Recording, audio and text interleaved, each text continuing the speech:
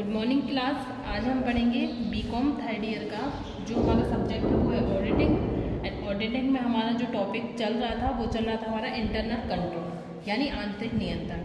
इसके कुछ पॉइंट्स इससे पहली वाली वीडियो में हमारे कंप्लीट हो गए हैं, तो आप लोग पिछली वीडियो जाकर देख सकते हैं जिससे आपका कोई भी टॉपिक मिस ना हो। आज की वीडियो में हम पढ़ेंगे आंतरिक नियंत्रण के स्वरूप। सबसे पहले थोड़ा सा हम इंटरनल कंट्रोल के बारे में समझ लेते हैं कि इंटरनल कंट्रोल क्या होता है। देखिए क्या होता है, किसी भी व्यवसाय को जब हम करते हैं तो उसको एक सही ढंग तरीके से नियम अनुसार चलाने के लिए जो हम उसके आंतरिक उसका कंट्रोल करते हैं कि कितना हम व्यय कर रहे हैं, कितना हम बचा रहे हैं, कितना हम कहाँ इन्वेस्ट कर रहे हैं, इन सब चीज़ों पर जब हमारा कंट्रोल होता है वही कंट्रोल हमारा आंतरिक नियंत्रण कहलाता है।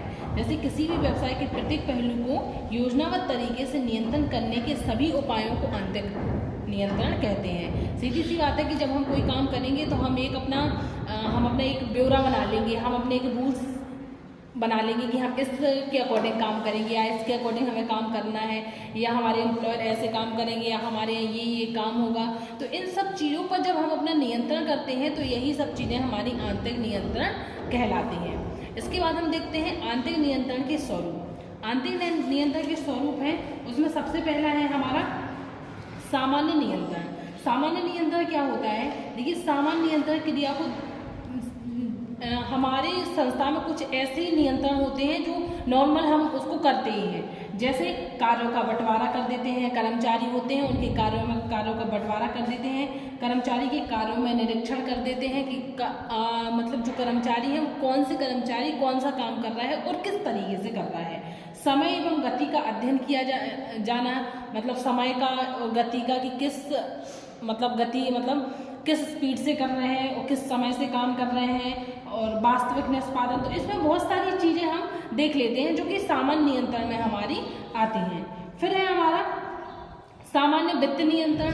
सामान्य वित्त नियंत्रण में जैसे सुव्यवस्थित लेखा पद्धति की व्यवस्था, हम ये देखते हैं कि मतलब वित्त फाइनेंशियल जो नियंत्रण है वो कैसा है, तो उसमें लेखा पद्धति की व्यवस्था कैसी चल रही है हम वो देख लेंगे, लेखांकन की व्यवस्था देख लेंगे, कर्मचारियों पर नियंत्रण रख लेंगे, उनके काम को निरीक्षण करेंगे, तो ये सब चीज़ें उसमें आ जाती हैं। फिर नेक्स्ट है हमारा रोकड़ नियंत्रण। रोकड़ नियंत्रण क्या होता है? Cash control. कैश कंट्रोल देखो सबसे बड़ी बात होती है कि हम अपने कैश को किस तरीके से कंट्रोल करते हैं, कहाँ हमारा फालतू इन्वेस्ट हो रहा है, कहाँ हमारा ऐसा इन्वेस्ट हो रहा है जहाँ इन्वेस्ट नहीं होना चाहिए। तो हम अपनी रोकड़ की व्यवस्थाएं करते हैं और व्यवस्थाएं के साथ हम सोचते हैं कि उन पर एक कंट्रोल भी किया जाए, अनावश्यक खर्चों को कम किया जाए या अपने रोकड़ पर नियंत्रण रखा जाए। फिर नेक्स्ट है हमारा संपत्ति पर नियंत्रण। संपत्ति पर नियंत्रण क्या है कि हम अपनी संपत्तियों पर भी नियंत्रण रखते हैं। संस्था में तो दो प्रकार की संपत्तियां होती हैं, एक तो स्थायी और दूसरी चालू, और हम अपनी दोनों प्रकार की संपत्तियों पर क्या करते हैं, अपना एक प्रकार से नियंत्रण रखते हैं। क्रय विक्रय पर नियंत्रण है ना। व्यवसाय में क्रय विक्रय की उचित व्यवस्था होनी चाहिए। माल की क्रय करने का अधिकार, माल का आदेश देने का अधिकार, माल की प्राप्ति, माल का स्कंद, सभी चीज़ें इसमें शामिल होती हैं। किसको कितना माल देना है, किससे हमें कितना माल बनाना है, एम्प्लॉयर को किस तरीके से हमें काम करवाना है, तो ये सब चीज़ें भी हमारे क्रय विक्रय में नियंत्रण में आती हैं। इनमें भी जैसे अगर मांग हमारी ज़्यादा है तो हम अपने प्रोडक्ट की जो क्वांटिटी है वो ज़्यादा बनाएंगे, और अगर मांग कम है तो हम अपने प्रोडक्ट की क्वांटिटी कम से कम बनाएंगे। तो इसलिए क्रय विक्रय पर नियंत्रण। उसके बाद है पारिश्रमिक पर नियंत्रण। पारिश्रमिक क्या होता है? पारिश्रमिक का मतलब होता है कि जो हम अपने कर्मचारियों को देते हैं। व्यवसाय में कर्मचारियों के वेतन मजदूरी के भुगतान की सुनिश्चित व्यवस्था की जाए, मतलब उचित व्यक्ति को उचित प्रकार से वेतन दिया जाए, उसके काम के अनुसार वेतन दिया जाए, है ना। तो ये सब चीज़ें भी हमारी पारिश्रमिक नियंत्रण में आती हैं कि अगर हमारे यहाँ कोई व्यक्ति कार्यरत है तो उसके पारिश्रमिक मतलब उसकी सैलरी वेतन पर भी हम ध्यान देंगे, है ना, कि किस तरीके से वो काम कर रहा है, किस तरीके से उसकी सैलरी है, तो ये आ गया। फिर है हमारा खर्च पर नियंत्रण। खर्च क्या होता है? जो भी हमारा इन्वेस्ट होता है, अनावश्यक खर्चे होते हैं उन पर भी हम नियंत्रण रखते हैं, है ना।